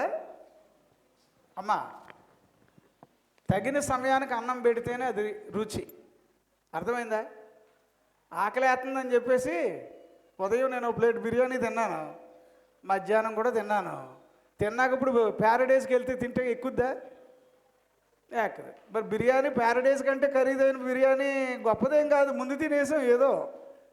అట్లాగే నేను అంటున్నా, మీరు కొంచెం ఆలోచన. తగ్గిన సమయానికి అన్నం పెడతాడు చూసారా, అతడు నిజమైన సేవకుడు. అప్పుడు సేవకుడు కష్టపడి వాక్యం చెప్తే వాడు మీ నుంచి ఎదురు చూసేది కానుకలు కాదు. వినండి అబ్బా, కానుకలు దేవునికి ఇస్తున్నాం కాబట్టి దేవుడు ఎందుకు చేయడు అని అనకండి. ఇవ్వకపోతే కూడా మంచిదే. నేను చెప్తున్నా, కానుక కన్నా దేవునికి నువ్వు ముఖ్యం. ఇప్పుడు నేనేమంటానంటే, నాకు దిక్కు ఆయనే, మీకు కూడా దిక్కు ఎవరు? అది రావాలి. అట్లా కాకుండా ఇప్పుడు కష్టపడి దేవుని వాక్యాలు సిద్ధపరచడం అదొక సంగతి అండి. దానికన్నా ఇంకా ఎక్కువ బాధ ఏంటంటే, సేవకుడు నేను నా రూమ్ తలుపులు వేసుకొని నేను లోపల ఒక్కడిని అరుచుకుంటా చెప్పుకుంటాను, యేసయ్యా ఇలా చెప్తే బాగుంటుందా, ఇది చెప్పచ్చా, కరెక్టా, అడుగుతూ ఉంటాను ఆయన్ని. అది మీరందరూ ఏదో అనుకుంటారు, కానీ నేను అడుగుతాను. అడిగినప్పుడు మధ్యలో ఆయన అవి గుర్తు తెస్తాడు, చెబుతూ ఉంటాడు, అవి మళ్ళీ రాసుకుంటా. ఇదన్నీ బాగానే ఉంటాయి. మళ్ళీ ఈ నడిపింపు ఎవరివ్వాలి? పరిశుద్ధాత్మ ఇవ్వాలి. ఎవరివ్వాలి? అది సరి అయిన సమయానికి అన్నం పెట్టడం. అంటే అన్నం పెడుతున్నామంటే అందులో అమ్మ ఎంతమంది అయినా సరే అన్నం తిన్నాక వాడికి చివరికి ఏముండాలో తెలుసా? పెరుగు ఉండాలి. ఏముండాలి? నాలాంటివాడికైతే నెయ్యి ఉండాలి. నెయ్యి ఉండాలి. నెయ్యి లేకపోతే ఏందోలాగా అనిపిస్తుంది. నెయ్యి ఉండాలి. బాగానే ఉంటాయి. కానండి, ఏమండి, తగ్గిన సమయానికి దేవుని సేవకులు వాక్యం చెబితే ఆ వాక్య ప్రకారంగా ఉండకపోతే సేవకుడు బాధపడతాడు, నీ బతుకు కూడా ఇక సంతోషం ఉండరు. అర్థం చేసుకోండి. ఇంత కష్టపడి వాక్యం చెప్తుంటే చిన్న చిన్న విషయాలకి నువ్వు అలిగితే, నువ్వు కోపానికి తెచ్చుకుంటే ఏందో మరి నాకు అర్థం కాదు. కొంతమంది అసలు వాక్య ప్రకారంగా ఉండరు, దేవుడు అన్నీ చేసేయాలి వాళ్ళకి.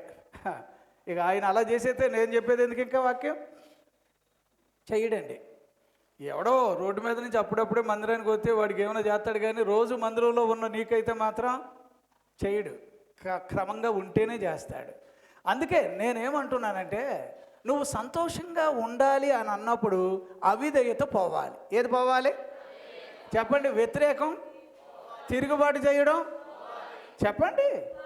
సరే, ఇప్పుడు నాకు మళ్ళీ చెప్తారా? ఇక్కడి నుంచి మొదలెడదాం. సంతోషంగా ఉంటే దుఃఖం అనేది ఏదో అమ్మక్కతో చెప్తుంది ఏంటి? మీరు ఎవరో మీ అందరూ నవ్వుతా ఉన్నారమ్మా. దుఃఖం స్టాప్ అవ్వాలి. ఏమేమి స్టాప్ అవ్వాలి? సంతోషంగా ఉంటే పాపం వీళ్ళకి నిట్టూర్పు అంటే వీళ్ళకేం అర్థమవుతుంది? గట్టిగా చెప్పండి అయ్యా, నిట్టూర్పు. సంతోషంగా ఉంటే ఏమన్నారు? ఒక్కరు చెప్పండి. విచారం.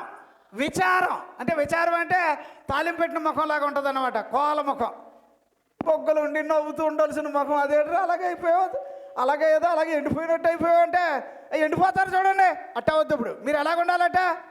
ఏపుగా ఉండాలి. సంతోషం అంటే నా ఎంగ చూస్తలేదు. ఇప్పుడు ఏదో రాంబాబు గారు చెప్పాలి. సంతోషం అంటే చెప్పండి, ఏ వస్త్రాలు ఉండాలి? అప్పుడు ఏ వస్త్రాలు పోవాలి చెప్పండి? ఏడ్సే వస్త్రాలు అంటే ఎవరైనా చచ్చిపోయినప్పుడు నల్ల బట్టలు వేసుకుంటారు కదండి. ఎవరైనా చనిపోయారు అనుకోండి, ఏం చేస్తాం మనం జనరల్గా? ఏడంగానో బ్లాక్ షర్టు లేదా బ్లాక్ ప్యాంట్ వేసామంటే అర్థం ఏంటి? ఎవడో పోయాడు కదా, దాన్ని గుర్తించుకోవడానికి. అలాగా అట్లాగే ఇప్పుడు దుఃఖ వస్త్రాలు పోవునుగాక. సంతోషంగా ఉంటే ఇక్కడ చెప్పాలి. ఇప్పుడు నొప్పులు పోవాలి. ఏ నొప్పులు? శరీరానికి కానీ, మనసుకు కానీ, హృదయానికి కానీ, ప్రాణానికి కానీ ఉన్న వేదన పోవునుగాక. సంతోషం అంటే అయిపోయిందా? పాయింట్లు అయిపోయినాయా? ఇంకా ఉన్నాయా? అవిధేయత. మీరు అవిధేయతగా ఉంటారు. మీరు ఉంటారా? ఎవరు ఉంటారా? ఆడవాళ్ళు మీరు అవిధేయతగా ఉండండి. మీ సారాలు అప్పుడు ఎలాగుంటారు? హ్యాపీగా ఉంటారా? ఉంటారా? ఏమంటే మీరు కొంచెం లెక్కలేనట్టుగా ఉంటే అమ్మగారు సంతోషంగా ఉంటారా? గిన్నె తీసుకొని అలా పాడేస్తారు ముందు, అంతే. అందులో ఏముంటుందో తెలియదు. చారు ఉంటుందో, మెతుకులు ఉంటాయో, రుచి ఉంటుందో ఏమో అయ్యే వండాను. తింటే తినండి, లేదా మానేయండి, అయిపోతాయి. రోజు రోజుకి అలాగే డీల్ అయిపోతాం. నేను అంటున్నా సార్, సంతోషం ఉంటే ఏం పోవాలట? అవిధేయత పోవాలి. ఏమంటే ఇంకా ఫైనల్గా నేను చెప్తున్నా, సంతోషం అంటే హామానుగడు పోవాలి. ఏం పోవాలి? సంతోషం అంటే మొరుదుకు అది ఎవరారా గొల్లియాతుగాడు పోవాలి. సంతోషం అంటే సైతానుగాడు చెప్పండి అబ్బా. అది వాక్యం.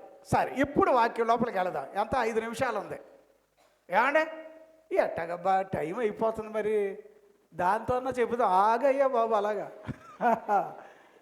ఎందుకో తెలుసా, ఇప్పుడు సంతోషం అనేది బైబిల్లో దేవుడు ఎలాగ దాన్ని ఫిక్స్ చేశాడంటే, ఒకటి తన ద్వారానే అందరికీ సంతోషం రావాలి. ఎవరి ద్వారా? మన ఇంట్లో అమ్మ బాగుందనుకో, ఇంట్లో ఉన్న వాళ్ళందరికీ ఎలాగుంటుంది? ఎవరికాడే ఏంట్రా ఎగురుతున్నారంటే అమ్మ ఇంట్లో ఉన్నారు, హ్యాపీగా ఉన్నారు, అమ్మ బాబు ఉన్నారు సంతోషంగా, అంటే ఇల్లంతా సంతోషమే. ఇక సంతోషం అనే దానికి తెలుగులో ఒక 7 పాయింట్లు ఉన్నాయి. నేను 5 నిమిషాల్లో చెప్తాకి ట్రై చేస్తాను. ఒకటి 22లో యోబు గ్రంథంలో 21లో మీరు ఆయనతో సహవాసము చేయుట వలన ఏమవుతారట? ఉన్నదా ఆ మాట? అలాగే రాశాడు కదా. ఎవరితో సహవాసం చేయాలి చెప్పండి? దేవునితో సహవాసం చేసేవాడు లోకముతో స్నేహము చేయడు. దేవునికి స్తోత్రం. అంతేనండి, ఉందమ్మా. దేవునితో మనం సహవాసం చేస్తే ఇక లోకంతో ఏం చేయొద్దు చెప్పండి.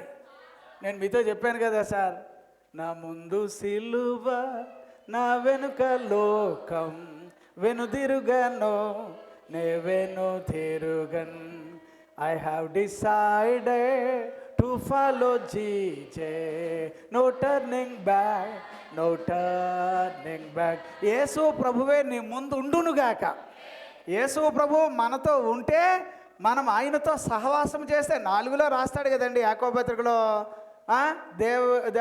లోకముతో స్నేహము చేయువాడు దేవునికి ఏమవుతాడట? విరోధి అయిపోతాడట. అంచేత దేవునితో సహవాసం చేద్దాం. సహవాసము అనేది ఆయా సందర్భాల్లో ప్రార్థన చేయడం వలన అని నేను అనలేను. ప్రార్థనే ముఖ్యం కాదు. ప్రార్థనకు ప్రతి దాంట్లో ఏముండాలో తెలుసా? వాక్యం ఉండాలి. చాలామంది నా మీద కూడా ఫీల్ అవుతారు, ప్రార్థన అంటే ఉదయం నుంచి సాయంత్రం వరకు ప్రార్థన అండి అంటారనుకో. నేను కాదండి అంటాను. ఉదయం నుంచి సాయంత్రం వరకు కూడా ప్రార్థన అనేది నువ్వు దేవునితో మాట్లాడితే అది ఆయనకి ఇష్టం ఉండాలి. మరి అంత బాధ పెట్టేటట్టుగా సతాయించేటట్టుగా నీ ప్రార్థన ఉండకూడదు. అందుకోసమే దాంట్లో వాక్యం ఉండాలి, అందులో వాగ్దానాలు ఉండాలి. నేను అదే చెప్తా ఉంటాను. యోసేపు గారికి దేవుడు అన్నీ దాచిపెడితే అయ్యలు తినేద్దామని చూశారు. తర్వాత దేవుడు ఆ కీడుని ఆశీర్వాదకరంగా మార్చి ఏమండి యోసేపుకి నేను ఇస్తే ఇలాగిస్తాను అని ఇచ్చాడు. అప్పుడు వీళ్ళందరూ అర్థం చేసుకున్నారు, రే ఎంత తేడా పడ్డాంరా, వీడిని చంపేద్దాం అనుకున్నాం, గోతులో పడేసాం, అమ్మేశాం, వీడిని దిక్కులేని వాళ్ళకి వదిలేసాం, వీడికి డాడీ అన్నీ 5 రెట్లు 10 రెట్లు సంపాదిస్తాడు, అన్నీ మనకి ఇచ్చేస్తాడు అని అనుకున్నాం. ఇప్పుడు ఏమైందిరా? చివరికి 10 సార్లు చెయ్యి అయ్యా అయ్యా అయ్యా అంటే ఎవరు మీరు అంటే, అయ్యా మా నాన్నగారు పలానా ఏరియాలో అయ్యా అంటే, నాకు అనుమానం వచ్చింది మీ మీద, మీరు వేగులు వారై ఉన్నారు అంటే, అయ్యా అయ్యా అయ్యా అడగంటారు, అలాగే అడగంటారా. అప్పుడు కానీ నేను ఎవడో చెప్పనని ఎట్టగలకి వాళ్ళతో ఇలా మాట్లాడతాడు, లోపలికి వెళ్ళి ఏడిసి వస్తాడు. ఎందుకంటే వీళ్ళంతా మా అన్నయ్యలు, ఒకప్పుడు నాకు కీడు చేయాలని అనుకున్న వాళ్ళు. మళ్ళీ బయటకు వచ్చాడు, నేను సరిగ్గా అడుగుతున్నా చెప్పాలి అని అంటే, ఇక ఆఖరికి ఏం చేయాలరా బాబు ఇరుక్కుపోయాం అంటే, అప్పుడు వాళ్ళందరినీ పట్టుకొని ఏమండే అందరిని పట్టుకొని, నేను ఎవరినో తెలుసా? మీ తమ్మునిరా. ఎవరిని నేను? మీరు కీడు చేయాలనుకున్నారు, రండి అన్నం తిందామని వాళ్ళు కూడా లైన్గా కూర్చోబెట్టేటప్పటికి అప్పటికి అర్థమైపోయింది, అయ్యో వీడు ఫస్ట్ ఉండాలి, రెండోడు వీడు ఉండాలి, మూడు. ఈ లైన్ ఎలా తెలిసింది యోసేపు కంటే? యోసేపు గారికి తెలుసు మీరెవరో, దేవుడు నీకు అన్నీ ఇచ్చునుగాక. దేవునికి స్తోత్రం, హల్లెలూయా. రెండవదమ్మా, ఆనందంగా ఉండడానికి ఇంకొక వాక్యం ఏంటంటే, వాక్యాన్ని పట్టుకొని బ్రతకాలట. ఎలాగండి? అదే ఇర్మియా గ్రంథానికి వస్తారమ్మా, 15-16 వచనం. ఇర్మియా గ్రంథం 119వ కీర్తన 35వ వచనం, 70వ వచనం. ఏమండి ఆ వచనాలు భలే ఉన్నాయి సార్ అక్కడ. ఏమండి 112వ కీర్తన 1వ వచనం, కీర్తన 1, 2వ వచనం. ఈ వచనాలన్నీ ఏం చెబుతున్నాయంటే వాక్యమును బట్టి నేను సంతోషిస్తున్నాను. చదవండి అమ్మా ఇర్మీయా గ్రంథం 15 వచనం చదవండి, 16వ వచనం. నీ మాటలు నాకు దొరకగా నేను వాటిని భుజించి తిని భుజించాను. సైన్యములకు అధిపతియగు యెహోవా దేవా నీ పేరు నాకు పెట్టబడిన గనుక నీ మాటలు నాకు సంతోషమును నా హృదయమునకు ఆనందమును కలుగచేయుచున్నవి. దేవుని వాక్యం వలన మనుషులకి సంతోషం. దేవునికి స్తోత్రం. హల్లెలూయా. ఏమండి వాక్యాలన్నీ ఇలా వినండి, ఎలాగే వినండి ఒక్కసారి. ఒక్కొక్క సందర్భంలో ఇవి ఎలా ఉంటాయంటే దేవుడు ఏం చెప్తాడో అయ్యే జరుగుతాయి. అందుకే నువ్వేం చేయాలంటే ఆయన వాక్యాన్ని పట్టుకొనే నువ్వు బ్రతకాలి. అది నీకు సంతోషం కలిగజేయడం, అది ఇంకో వెర్షన్ అది. కానీ అదేంటో మీరు ఏమని అన్నారనుకోండి, ఇక ఆయన ఇలాగ అన్నాడు, ఇక మీదట మీకు నాకు మధ్యన ధనుసు ఉంటుంది అన్నాడు. అంటే అర్థమేంటి? నేను మిమ్మల్ని మర్చిపోలేదు అన్నాడు, అంతే. అది ఎప్పుడు వచ్చినా ఏంటది? దేవుడు నన్ను జ్ఞాపకం తెచ్చుకున్నాడు. దేవుడు నన్ను చెప్పండి అబ్బా, దేవుడు నన్ను అంతేనండి. అది కొంతమందికి ఉంటారు, వాళ్ళు మాత్రం దేవుడు ఆకాశపు తూములు తెరిసినా అంటే సేవకుడు వచ్చాడు అన్నాడు, రే తెరుస్తాడు రా, నువ్వు చూస్తావు కానీ నువ్వు అనుభవించవురా పో అన్నాడు, అంతే. చూసారా? అంటే అప్పుడు దేవుడు ఏది చెప్తే అదే జరగాలి అని ఆయన ఉద్దేశం. ఇప్పుడు ఆయన ఏది కలుగు చేసినా మంచిగా చేశాడా? అంచేత ఇప్పుడు నీ విషయంలో ఆయన వాక్యాన్ని అనుమతించునుగాక, వాక్య ప్రకారంగా ఉండండి, అది మీకు సంతోషం. ఎలా ఉండాలండి? చెప్పండి అమ్మా, మళ్ళీ చెప్పండి అమ్మా. అప్పుడు వాక్య ప్రకారంగా ఉండడం చాలామంది ఉంటున్నారా మరి? సరే, రోమాపత్రిక 2వ అధ్యాయం 17వ వచనం ఒకసారి చదవండి. రోమాపత్రిక 2వ అధ్యాయం 17వ వచనం ఒకసారి చదవండి అమ్మా. ఏమని రాశాడు అక్కడ? నీవు యూదుడవని పేరు పెట్టుకొని ధర్మశాస్త్రమును ఆశ్రయిస్తున్నావు, దేవుని యందు అతిశయించుచున్నావు. అంటే దేవుడి యందు భలే సంతోషిస్తున్నావు. ఏది? బైబిల్ని బట్టి, ధర్మశాస్త్రాన్ని బట్టి. ఆబా భలే అతిశయించడం అంటే అక్కడ తెలుగులో అలా రాశాడు కానీ, బట్ ఇంగ్లీష్లో ఏంటంటే you are so happy with this scriptures అన్నట్టుగా వాక్యాన్ని బట్టి భలే సంతోషిస్తున్నావు. అయితే చదవండి ఇప్పుడు. ఆయన చిత్తం ఎరిగి ధర్మశాస్త్రమందు ఉపదేశం పొందిన వాడవై శ్రేష్టమైన వాటిని మెచ్చుకొనుచున్నావు. మంచి అన్ని ఎత్తుకొని ఏరుకొని మెచ్చేసుకొని సంతోషపడిపోతున్నావు. జ్ఞాన సత్య స్వరూపమైన ధర్మశాస్త్రము గలవాడవై ఉండి నేను గ్రుడ్డి వారికి త్రోవ చూపు వాడను, చీకటిలో ఉండు వారికి వెలుగును, బుద్ధిహీనులకు శిక్షకుడును, బాలురకు ఉపాధ్యాయుడునై ఉన్నానని నీ అంతట నీవే ధైర్యము వహించుకొనుచున్నావు కావా? ఎదుటివానికి బోధించు నువ్వు నీకు నీవే బోధించుకునవా? అంటే ఇప్పుడు పాయింట్ ఏంటండి, ఎట్లా రివర్స్ అయింది ఇక్కడ?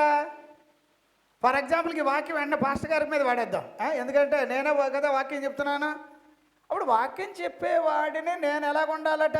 వాక్య ప్రకారం ఉండాలా వద్దా? చెప్పండి సార్, ఉండాలా వద్దా? సరే, మీరే వాక్యం చదువుతున్నారు, అప్పుడు మీరు ఎలా ఉండాలి? మేము ఉండాం, పాస్టర్ గారు ఉంటే చాలు అంటారా? అప్పుడు మీరేం చేయాలి? వాక్యం చదువుతున్నారు కాబట్టి వాక్య ప్రకారం. అమ్మ 21వ వచనం చదివమ్మా, అందులోనే 21వ వచనం. ఎదుటివానికి బోధించు నీవు నీకు నీవే బోధించుకున్నావా? ఏం చేయాలట సార్? అంటే ఇప్పుడు యావరేజ్గా వాక్యం చెప్పే పాస్టర్ గారు అయినా, వాక్యం చదువుతూ జీవిస్తూ విశ్వాసిగా ఉన్న నీవైనా, అందరికీ దిక్కేంటంటే ఈ బైబిల్ గ్రంథం మాత్రమే. దీని ప్రకారంగా ఉంటే అది సంతోషం. దేవునికి స్తోత్రం. దేని ప్రకారంగా ఉండాలి చెప్పండి అబ్బా. ఎంతమంది ఉన్నారమ్మా వాక్య ప్రకారంగా నేను ఉంటున్నాను? నిజం చెప్పాలి అబ్బాయి, ఆయన గుండె మీద చేసుకొని చెప్తారా అని అన్నాం. బైబిల్ పెట్టుకొని చెప్తారా, ప్రమాణం చేస్తారా అని నేను అన్నాను. నువ్వు మాత్రం వాక్యానికి భిన్నంగా ఉన్నావో సంతోషం పోతుంది. అమ్మా, సంతోషం అనే మాట ఇంచుమించుగా నేను అంటాను, ఇంట్లో సమాధానానికి ఎంత గొప్పతనం ఉంటుందో సంతోషం కూడా అంతే. ఒకసారి విజయవాడలో నేను వాక్యం చెప్పడానికని వెళ్ళాను. ఒక అమ్మగారు అయితే ఉయ్యాల్లో ఊగుతూ ఊగుతూ అంటున్నారు, ఏమండే నేను ఎంత బరువు ఉంటానో అంత నాకు ఆస్తులు ఉన్నాయి, అన్నీ ఉన్నాయి, కానీ ఇంట్లో సంతోషం లేదండి, ఏమండే సమాధానం లేదండి అన్నారు. ఎంత బాధ అనిపించిందో. ఏం చేస్తాం, ఆ రోజు వాక్యం చెప్పడానికని వెళ్ళాం. అవి విన్నాం కానీ మనసులో తర్వాత అనిపించింది, దేవుడా చూడు వాళ్ళకి అన్నీ ఉన్నాయి, ఏమి లేవు, వాళ్ళకి సంతోషం లేదట. నేను అంటున్నాను, ఏమంటే చిన్నోడో పెద్దోడో ఈ బైబిల్ పట్టుకో, బైబిల్ నిన్ను సంతోషంగా చేయునుగాక. దేవునికి స్తోత్రం. సంతోషం ఎలాగా? ఒకటి ఆయనతో సహవాసం, రెండవది సంతోషం ఎలాగా? బైబిల్ ప్రకారంగా ఉండండి. వేద పుస్తకమా వేద పుస్తకమా, ఎంత గొప్పదో తెలుసా? జీజాను గారు రాశారు ఈ పాట. ఏమండి దీనికి మించిన గ్రంథం లేదు. ఏమండి దీనికి వ్యతిరేకంగా బతికి మాట్లాడి వ్రాసిన వాళ్ళు ఎలాగున్నారా అని చెప్పి నేను ఏకంగా ఒక పుస్తకమే రాసుకున్నాను. పలానా ఆయన ఇలా చెప్పాడు, ఏది బైబిల్ గురించి, మరి వాడి లైఫ్ ఎలాగుంది చూద్దాం, ఏమన్నా బాగుంటే మనం కూడా అటు వెళ్ళొచ్చు కదా చూద్దాం అని అనిపించి నేను అట్లాంటి అన్ని నెగిటివ్ పాయింట్స్ కలెక్షన్ చేశాను. కలెక్షన్ చేసిన అన్నిటిలో ఏమండి భూమి మీద ఏ పుస్తకాన్ని ఇంతలాగా పరిశోధన చేయలేదు. బైబిల్ ఒకటే దగ్గరగా 25,000 సార్లు పరిశీలన చేసి ఏమంటే గిన్నిస్ రికార్డుకి ఎక్కేసింది. ఇది ఎంతమంది పరిశోధన చేసిన తర్వాత ఇది నిజం అని తేలింది కనుక బైబిలే మనకు అన్నిటికీ ముఖ్యంగా ఉండునుగాక. దేవునికి స్తోత్రం. హల్లెలూయా. సరే, ఇంకొక వచనాన్ని మనం చదువుదాం. ఇది కూడా చూస్తారమ్మా. ఏమండి 58 యెషయా గ్రంథం 14వ వచనాన్ని ఒకసారి చదువుతారమ్మా. నీవు యెహోవా యందు ఆనందించెదవు, ఆనందిస్తావు, దేశము యొక్క ఉన్నత స్థలముల మీద నేను నిన్ను ఎక్కించెదను, ఎక్కిస్తాను, నీ తండ్రి అయిన యాకోబు స్వాస్థ్యమును నీ అనుభవములో ఉంచేస్తాను. యెహోవా సెలవిచ్చిన వాక్కు ఇదే. ఓ దేవునికి స్తోత్రం. హల్లెలూయా. అక్కడ మీరు 58 14వ వచనాన్ని చాలా ఇంపార్టెంట్గా మనం చదివినప్పుడు దాంట్లో మనకి చాలా ముఖ్యంగా ఉండాల్సిన ఒక విషయం ఏంటంటే, నీవు యెహోవా యందు ఏం చేస్తావు? ఆనందిస్తావు. ఎవరి యందండి? తెలుగు బైబిల్లో ఇప్పుడు పాయింట్ ఏంటంటే ఆయనను బట్టి, ఆయన యందు. తెలుగులో ఉన్న పదాలు బట్టి అని అనగానే బట్టి పట్టడం కాదు. ఆయనను బట్టి అంటే బికాజ్ ఆఫ్ హిమ్. ఏమండి ఆయన వలన ఆయన యందు అనే పదాలు. అలాంటి వాటిల్లో ఇక్కడేమంటున్నాడంటే 58:14వ వచనంలో యెహోవా యందు నువ్వేం చేస్తావట అంటే, ఆ పై వచనం ఏం రాశాడో తెలుసా అక్కడ? మరి ఏమంటే అక్కడ రాస్తున్నాడు, అక్కడ ఏమన్నాడు? విశ్రాంతి దినము మనోహరమైనదియు. ఎలాగట? నా విశ్రాంతి దినమున వ్యాపారము చేయకుండా నాకు ప్రతిష్ఠితమైన దినమని నీవు ఓరకుండిన ఎడల విశ్రాంతి దినము మనోహరమైనదనియు యెహోవాకు ప్రతిష్ఠితమైనదనియు ఘనమైనదనియు అనుకొని దాన్ని ఘనముగా ఆచరించిన ఎడల నీకు ఇష్టమైన పనులు చేయకయు వ్యాపారము చేయకయు. అక్కడ చూడండి, వ్యాపారము చేయకయు లోకవార్తలు చెప్పుకొనకయు చెప్పకుండా ఉండడము ఉండిన ఎడల నీవు యెహోవా యందు ఆనందించెదవు. సరే, అప్పుడు సంతోషం అనేది, ఆనందం అనేది ఎక్కడొచ్చింది అంటే, ఒకటి నేను అన్నాను, దేవునితో నువ్వు నేను సహవాసం చేయాలి. సహవాసం అంటే ఏంటమ్మా? దేవునితో నడవడం అంటే అర్థం ఏంటి? తెలుగులో నడవడం అంటే చట్టాపట్టాలు వేసుకోవడం కాదు, అట్టా కాదు, తన కొరకు జీవించడం. అది హానోకు దేవునితో నడిచాను అని అనగానే ఎక్కువ మన కంటికి కనిపించేది వాళ్ళిద్దరు చెయ్యి పట్టు నడిచారు అని చెప్తాం. అట్లా కాదు. దేవుని కొరకు ఆయనకు సంసారం ఉంది, ఆయనకు ఫ్యామిలీ ఉంది, ఆయనకి పిల్లలు ఉన్నారు, ఆయనకి వ్యవసాయం ఉంది, అన్నీ ఉన్నా వాటన్నిటిలో కూడా దేవుడు ముఖ్యం అని నేర్పేవాడు. దేవునికి స్తోత్రం. అది అలా నడవడం. రెండవదిగా మనం చదువుతున్నాం, ఏమండి నువ్వు సంతోషంగా ఉండడం అంటే బైబిల్ గ్రంథాన్ని ఏమండి పాటించు. ఏం చేయాలమ్మా? చెప్పండి అమ్మా, అందరూ చెప్పండి అమ్మా. ఇప్పుడు మీరు ఎక్కువగా చదవలసిన పుస్తకం ఏది? నేనున్నాను. నేను ఇంతకాలం అధికంగా చదివిన గ్రంథం అంటూ ఉంటే బైబిల్ ఒకటే. ఎక్కువ మోసింది కూడా దీన్నే. నేను ఎక్కువ ప్రయాణం చేసింది కూడా ఈ బైబిల్ కోసమే. నాకు ఒక నోరు ఉంది, ఎక్కువ మాట్లాడానంటే దీని గురించే. నేను ఎక్కువ చూచింది ఇదే బైబిల్. ఏమో నా జీవితంలో పరలోకానికి వెళ్ళే వరకు కూడా నేను ఇదే పని చేస్తాను. ఇంతకన్నా పుణ్య గ్రంథం ఇంకొకటి లేదండి. ఎంతకన్నా అదే తెలుగు బైబిల్లో 2:19 రాస్తాడు కదా, రోమాపత్రికలో జ్ఞాన దివ్య గ్రంథం అన్నాడు. ఏమన్నాడు? పరిశుద్ధ గ్రంథం. ఈ గ్రంథాన్ని ఎంతమంది ఒకసారైనా చదివేసిన వాళ్ళు ఉన్నారు? చాలామంది ఉంటారు. ఒక్కసారి ఏంటండి, మన చర్చిలో 5 సార్లు చదివిన వాళ్ళు ఉన్నారు. ఒకసారి ఆ సారమ్మ అన్నది, ఏమండి కరోనా టైంలో నేను ఏం చేసానో తెలుసా అన్నారు. చెప్పమ్మా అంటే 3 సార్లు బైబిల్ చదివేశాను అన్నారు. దేవునికి స్తోత్రం. బైబిల్ చదవాలి, చదవాలి, చదవాలి. దేవుడి వాక్యాన్ని మన వినికిడిలో దీవించినగాక. ఇంకొకటి 3వ పాయింట్ ఏమి నేర్చుకున్నామంటే, సంతోషంగా ఉండడం. ఆదివారానికి విలువ ఇవ్వండి. దేనికి ఇవ్వాలమ్మా చెప్పండి? తెలుగులో విశ్రాంతి దినమని రాసాడమ్మా. అంటే అప్పుడు విశ్రాంతి దినము అనేదాన్ని వాళ్ళ లెక్క ప్రకారంగా అప్పట్లో శనివారం.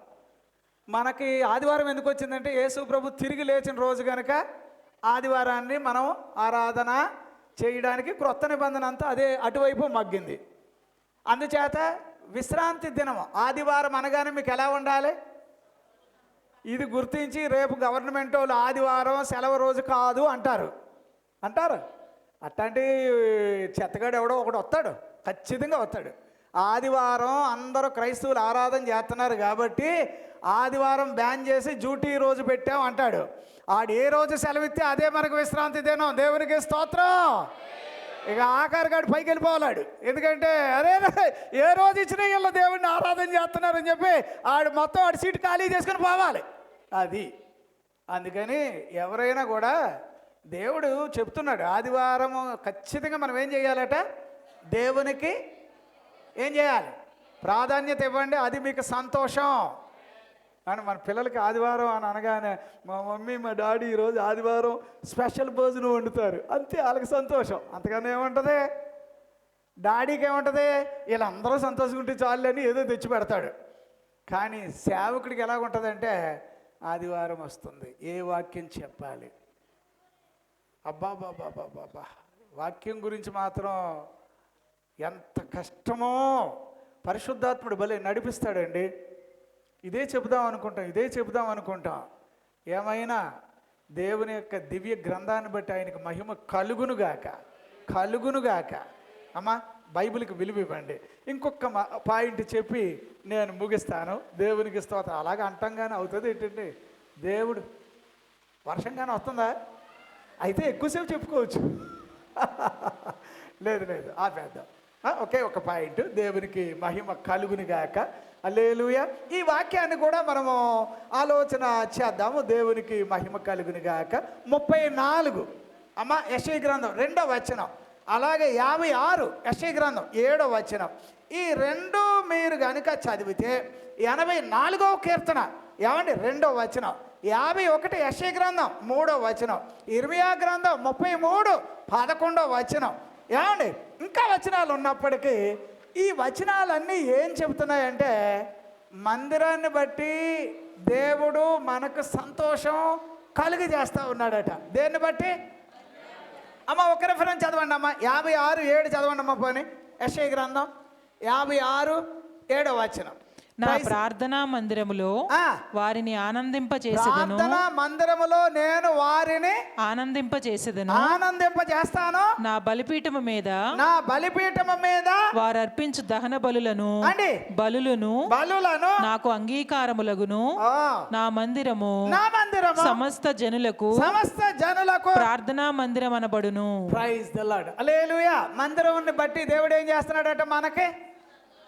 చెప్పండి అమ్మా. అందుకే మందిరం మీద వారు చూపులు చూడొద్దు. ఏ చూపులు? మందిరం మీద ఏం చూస్తాం? వారు చూపులు అంటే ఏం లేదు. వచ్చే వాళ్ళ మీద వీళ్ళ మీద ఎగాదిగా చూస్తాం. చూడండి, చెడ్డ చూపు పెట్టుకొని చూస్తాం. అది మంచిది కాదట. ఎవరైనా ఇక్కడికి వచ్చేవాళ్ళు వాళ్ళు సంతోషంగా ఉందురుగాక. వాళ్ళ సంతోషానికి నువ్వు కూడా కారణమై ఉందువుగాక. మందిరం అని అనగానే ఇక్కడ ఏముండాలమ్మా? సంతోషం. మందిరంలో ఏముంటుంది చెప్పండి? చెప్పండి. 84లో ఆయన ఏమంటాడు? దేవుని మందిరానికి వెళుతున్నాం అనే మాట నాతో చెప్పగా నేను ఏం చేశాను అంటే, ఆయన అంటున్నాడు మేము ప్రార్థన మందిరానికి వెళ్తున్నాము అనే మాట విన్నాడో లేదో ఏమైపోతుందంటే, ఆగండి నేను కూడా వస్తాను మందిరానికి. అలాగా అది సంతోషం. దేవునికి స్తోత్రం. అమ్మ, మందిరానికి వచ్చే వాళ్ళకి ఎవరు కూడా ఆటంకంగా ఉండకూడదు. ఇది ప్రార్థనా మందిరం. ఈ మందిరంలో దేవుడు సంచరించునుగాక. బైబిల్ వాక్యాల్లో ఎక్కడ చదువుతాం మనం? ఏమండి, దేవుడు మందిరానికి వచ్చేవారిని పట్టించుకుంటున్నాడని మార్కు సువార్త 11:11 వచనం మీరు చదివితే, మందిరానికి వచ్చారు, వచ్చిన వాళ్ళు ఆయన వదిలిపెట్టడట. ఏం చేస్తాడు? ఆయన వారిని పట్టించుకుంటాడు. దేవునికి స్తోత్రం. హల్లెలూయా. అంచేత మందిరంలో మనము సంతోషంగా ఉందుముగాక. ఏమంటే, అది కాకుండా వాక్యాన్ని బట్టి మనం ఎలా ఉండాలి? సంతోషంగా ఉందుముగాక. ఇంకొకటి నేను చెప్పాను మీతో, ఏమిటట? విశ్రాంతి దినమును ఆచరిస్తూ సంతోషంగా ఉందుముగాక. Praise the lord. దేవుడి వాక్యాన్ని మన వినికిడిలో ఆశీర్వదించునుగాక. ఏమండి, కన్నులు మూసుకుంటారా? ఖచ్చితంగా మనము అందరం కూడా ఏమండి చిన్న ప్రార్థన. యేసయ్యా, నీ యందు మాకు సంతోషము అధికమవునుగాక. మా కొరకు తిరిగి లేచిన యేసయ్యా, మీకు స్తోత్రం, మీకు స్తోత్రం. మిమ్మల్ని చూస్తేనే మాకు సంతోషం, మీ మాటలు వింటేనే మాకు సంతోషం. అయ్యా సిలువను గూర్చిన వార్త నశించే వారికి ఎట్లా ఉందో కానీ రక్షించబడిన మనకి అది సంతోషం. దేవునికి స్తోత్రం. హల్లెలూయా.